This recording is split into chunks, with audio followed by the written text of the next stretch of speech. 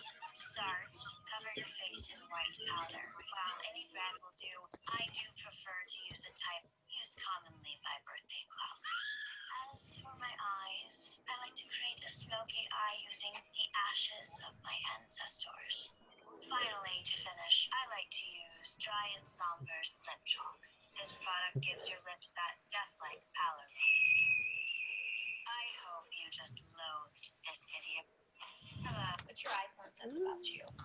If you have the purple iPhone 11, then you're most likely a mom or an Asian female. What your iPhone says about you.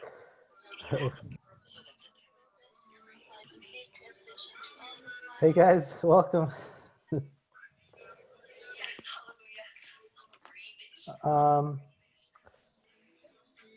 Okay, let me see here. Let me pull up the homework.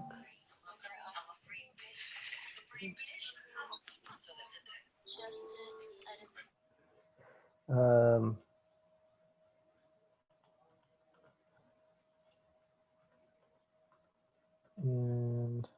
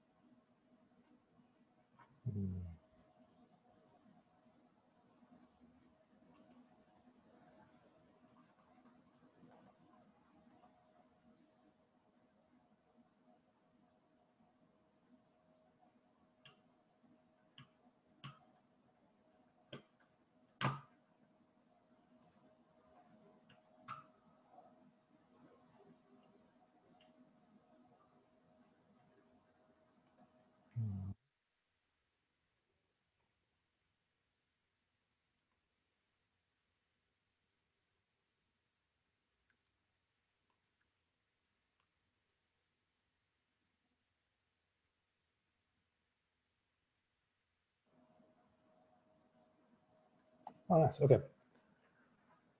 Okay. Welcome everyone.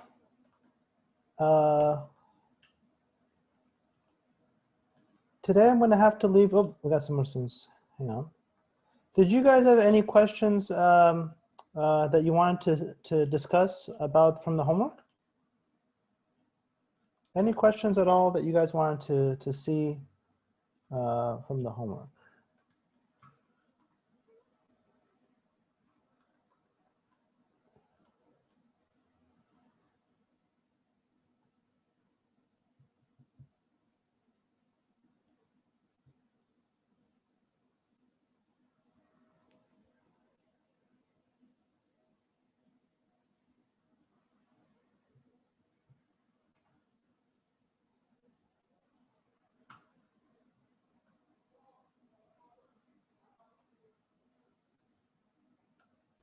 The homework's the Khan Academy assignment, right? Yes, anything from the Khan Academy? And I'm just getting set up here. Let me just see here. Oh, most more students entered. And let me pull up the chat as well. Okay. So hopefully the Khan, it looks like you guys did pretty well. I'm looking over the score reports. It looks like a lot of people got most of them. So I'm really happy to see that. And I like the Khan Academy assignments. I'll be able to see how you're doing, and you know, we can go over specific questions in class. And also, you know, please also, when you're done with the assignment, upload your work along with it. If you know, you could do some of the problems just by doing a quick computation. You don't need to write much for that one. But if it's some more interesting problem where you need to work out some careful details, write that up carefully and kind of share your ideas on that. So I see that you're actually thinking about it. Okay, so I'm going to leave at 4:30, unfortunately, today. Next time, I'll be available next class starting like 3:30 if you guys have any questions from the homework and stuff. So let's continue today with some definitions regarding probability. So today is going to be more probability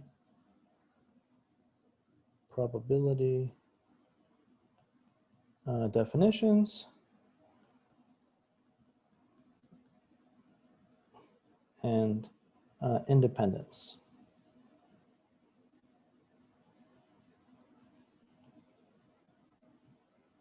Okay, I think we'll get to this, but we'll see. So a few kind of basic definitions in probability. So we saw that probability is very much related to Venn diagrams. So in particular, you have one way to kind of visualize probability is you have your sample space, which is like the rectangle where it represents all of the events or all of the outcomes that can happen. So this is like your sample space.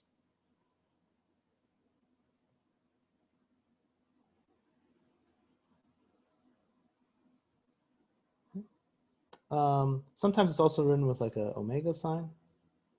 And then inside of your sample space, you have, little dots that represent outcomes, and you can have a collection of them. And instead, you can even think of them as an infinite number of outcomes, just like the area.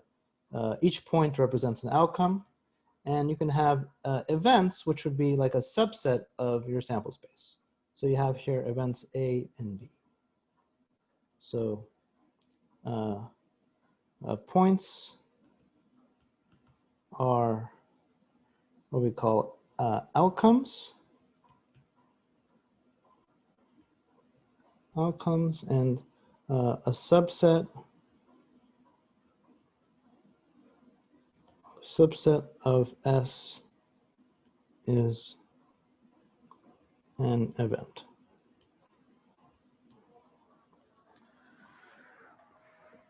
And in our visualization, probability here, if you're not talking about, and I didn't really mention this, but when you're not talking about discrete outcomes, like when we're rolling a dice, you can have only 6 outcomes. When we're rolling 2 dice, there's 36 outcomes. So there's a finite number and a countable number. We can talk more about that later.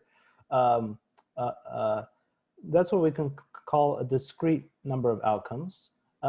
If you're just talking about like throwing darts at a board, for example, you actually have an infinite number of outcomes because your dart could land anywhere.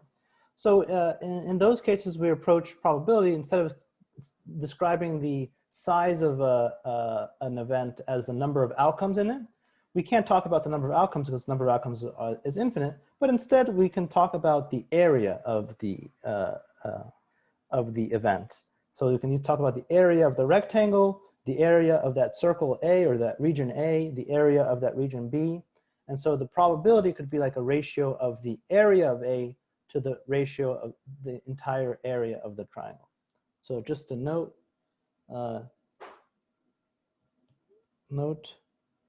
for continuous or for I'll say continuous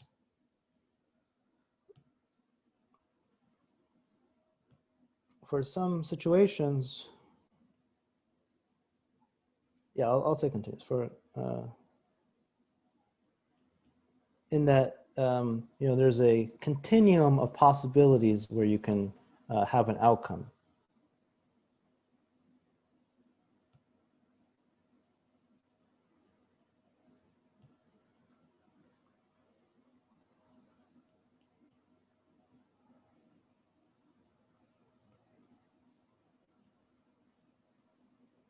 you can define,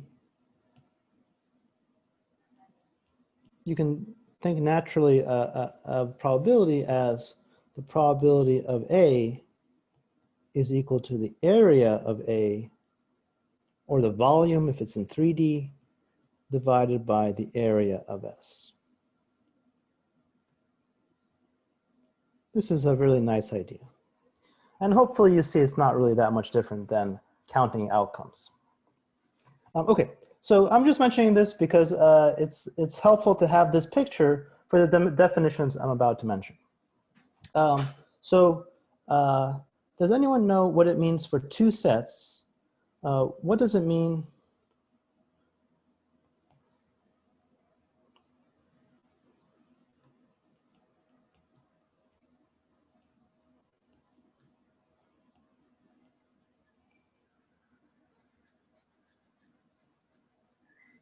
For A and B to be disjoint. So does anyone know this term, disjoint?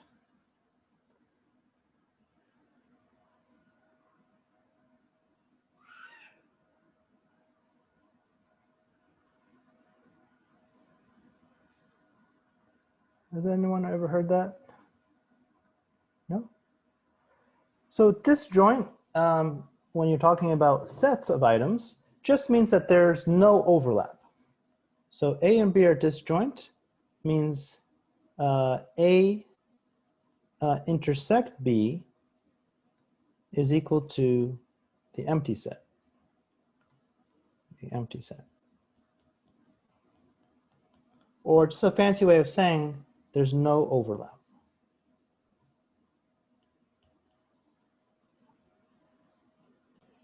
Okay. Let me look up something else here.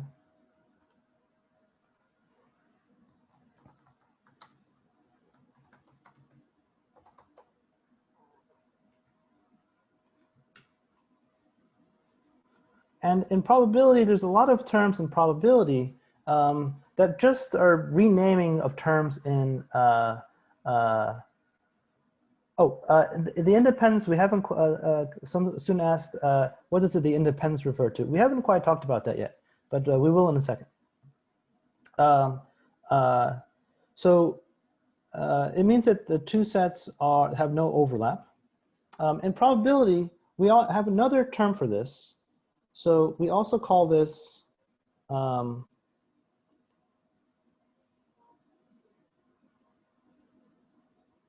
two events are mutually exclusive. So I'm gonna maybe highlight here in orange. This is disjoint.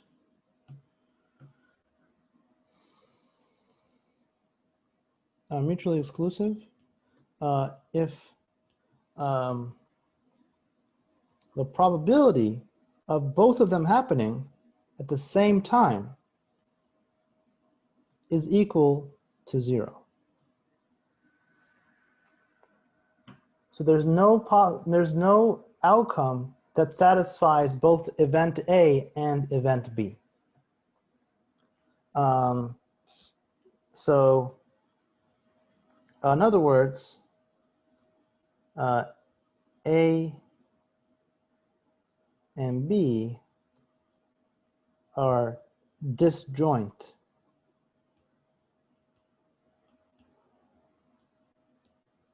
sets. So disjoint and mutually exclusive are the same definition, just different, we use different terms in probability. And to visualize that, you can just draw the rectangle, and you'd have event A is some blob sitting over here, and event B is some other circle or some other set, and there's no overlap whatsoever. Okay. So here's another nice idea. So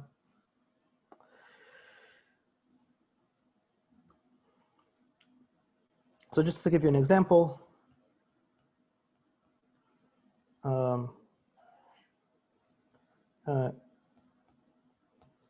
if you roll a die, the event kind of, yeah, I mean, this is a rolling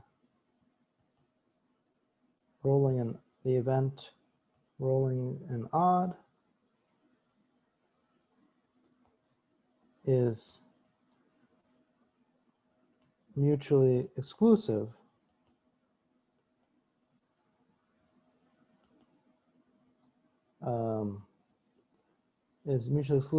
to the event of rolling a 2. So you can't roll an odd and roll a 2 at the same time. Okay, and we also saw complement. A complement of a set is everything else that's in the sample space, but not in the original set. So I'll give you the definition of a complement, or important property of the complement. So if we have A,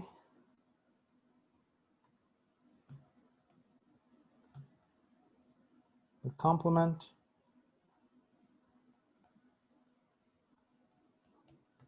of an event A is the set S, but you do this notation, which is take away everything that's in A. And we call this, and the notation is A with a little c on top. And what you observe is that by the definition, there's no overlap. Something can't be in A and not in the set that doesn't have A. So what you observe is the following. A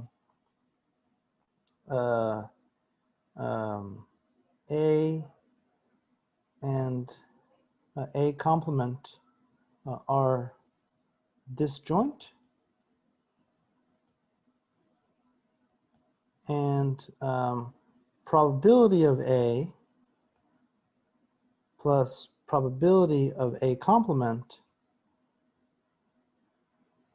What should the probabilities of A and A complement add up to?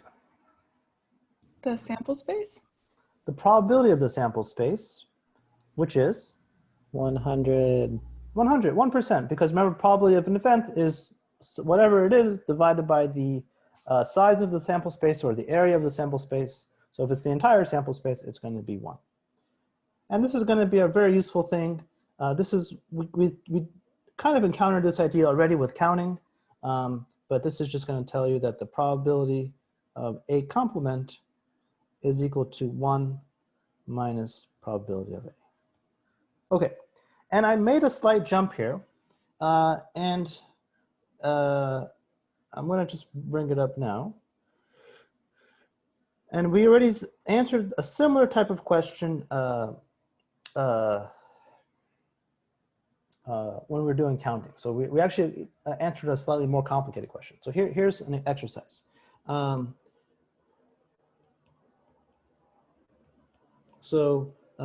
a school,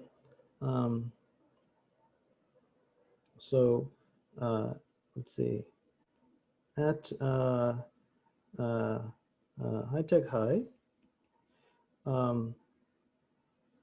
40% of students take Mesa Math, and 80% of students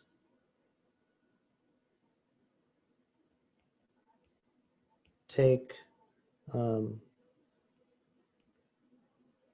just go back a little bit smaller. Mesa English. 30%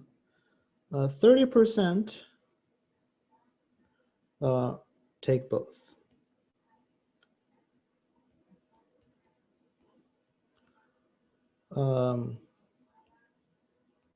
What is the probability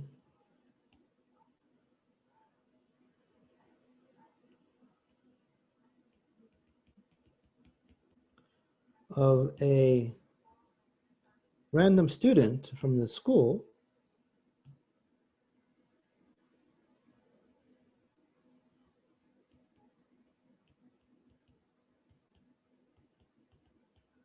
taking math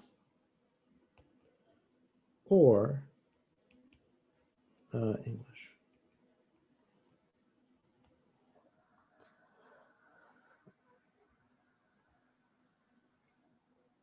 I think this might have been on the homework. So this is, in other words, what is the probability using set notation? What is the probability of the event that a student is taking math, union that they're taking English? So what is the probability of this event?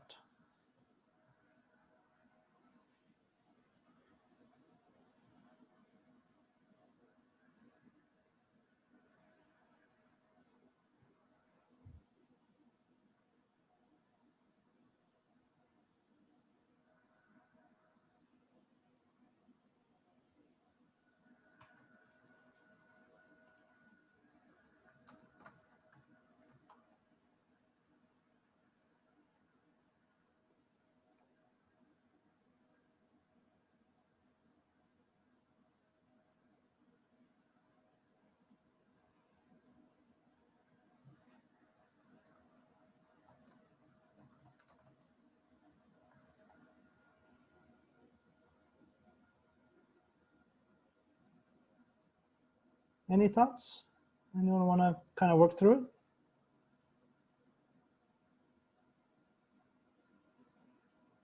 Wait.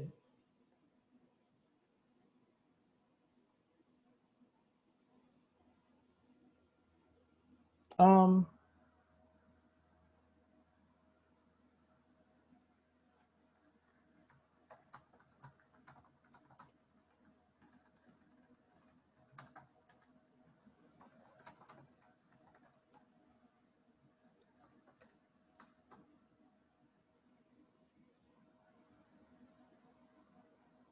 Go for it on. Walk us through your idea.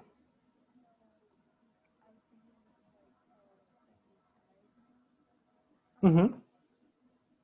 And then I did 40% plus 80%, which is 120%. And then I subtract like the intersection, which is the 30%, and I got 90% is the probability of like a random student taking math or English. Nice.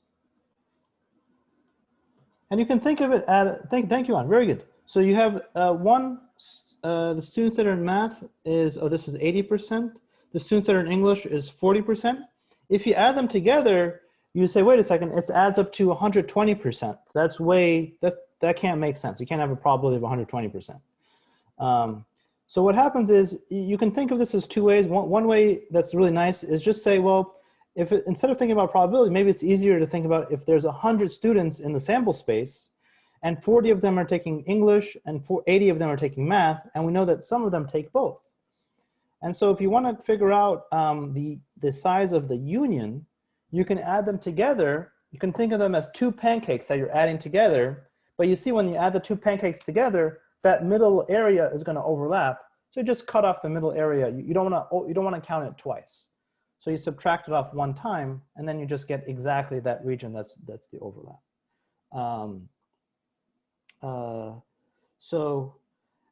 If we wanted to find the probability of someone taking math or English, but not both. Yes. Do we subtract the union, the middle part, twice?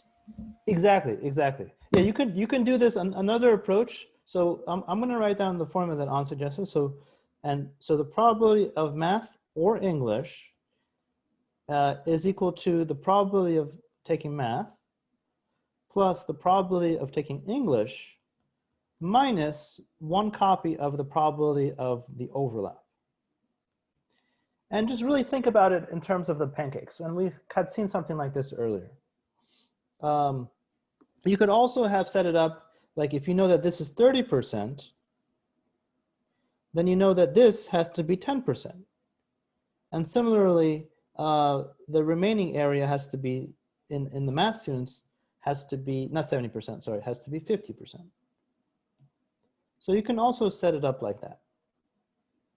Like Lacha observed, if you want to just talk about it's called the exclusive OR. I don't know what the symbol is, but if you want to do math exclusive OR with English, so you can take one or the other, but you're not allowed to take both. That would be probability of math plus probability of English minus twice the overlap. So that's a good observation.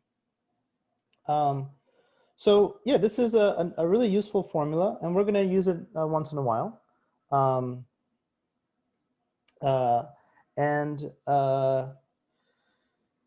If you notice, another version of this is I can instead tell you the overlap. This can be rearranged, and you can solve. I can give you the union, so I can tell you 90% of students are taking either math or English. There's 50 who are taking math, 40 who are taking English. How many are taking both? You can rearrange the formula and solve for the overlap. So you can rearrange this.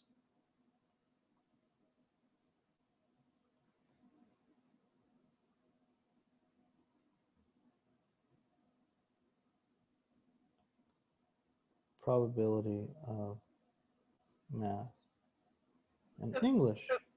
Mhm. So it's a 60% chance? Oh, no, it will be at 90%.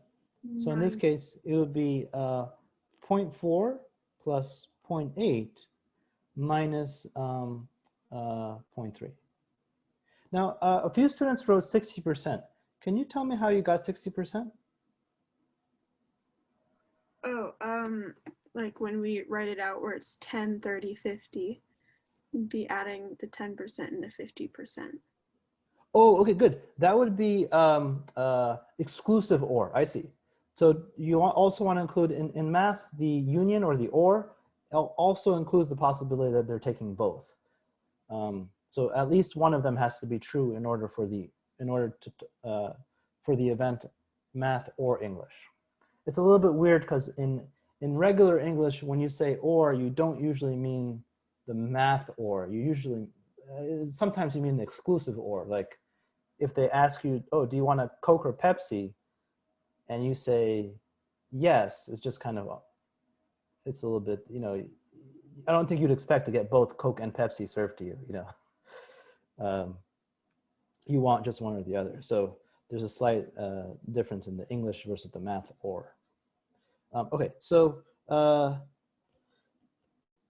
I'm just going to ask one question, and I'll assign some questions for homework. You can try to read about them. The idea is not very difficult, and it will lead us. But it is extremely important, and it's the heart of a lot of like more complicated insights and probability. So here's an idea, or here's a question to think about. So let's keep with this picture. So given that we know Alice is in an English class, and she's a random student. We don't know anything else about her. We just know the overall distribution of stuff in the class. What is the probability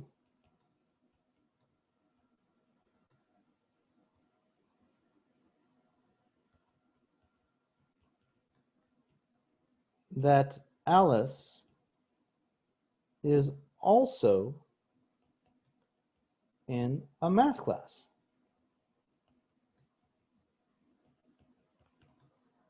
What do you guys think?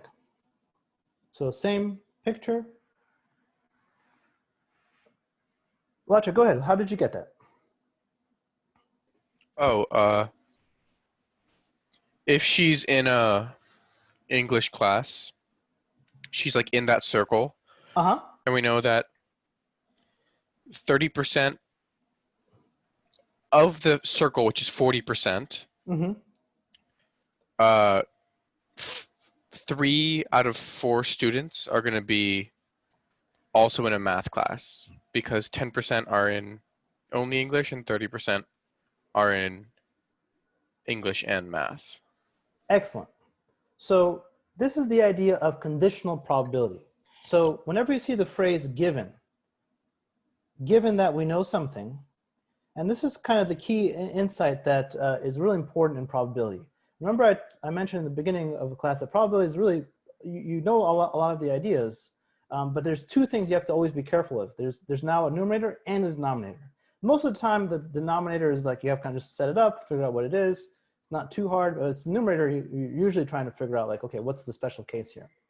But sometimes when we want to focus on a situation that we already like say, okay, given some condition already, and what's the probability of some other event happening, what's happening there is that we change our sample space. Our entire universe is changed, and now we are just reducing ourselves to a new sample space that's going to be the event of being in an English class. And now the probability that if you're in that circle, that you're also in a math class, it's going to be like this. So it's going to be the area of that overlap divided by the area of the red circle. And so I'm going to tell you what the notation is. This is called conditional probability.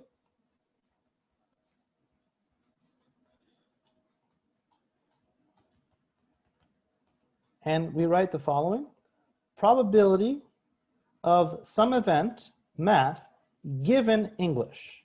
This is the, after this part is the bar means given the other event E. The definition is you take the probability of the overlap, because that's what I highlighted in green, and you just divide it by a new sample space, which is the probability, the area of the English students. And this is 0.3 divided by 0.4, which is just 3 out of 4. Okay. So I'll post some problems that involve conditional probability, but the key idea for understanding it is to be aware that your sample space is changing your denominator. You have to be careful to make sure that you always set up the right denominator. All right, guys, I have to run, unfortunately, but I will see you on Thursday, and I'll be there a little bit earlier on Thursday. All right. I'll see you guys next time. Yeah, have a good rest of your day. Thank you, Thank Daniel. you. Thank Bye. you. You'll be posting, right? I'll post these notes. Oh, what was that? Okay. Posting? Yeah, I was just wondering, like, yeah, when you're gonna do that. Yeah, I'm going to post these notes. I updated my iPad, and it used to let me like post right from the Notability, but now it's acting weird. So I'll post it tonight. Okay, cool. Thank you. Mhm. Thank Bye. you.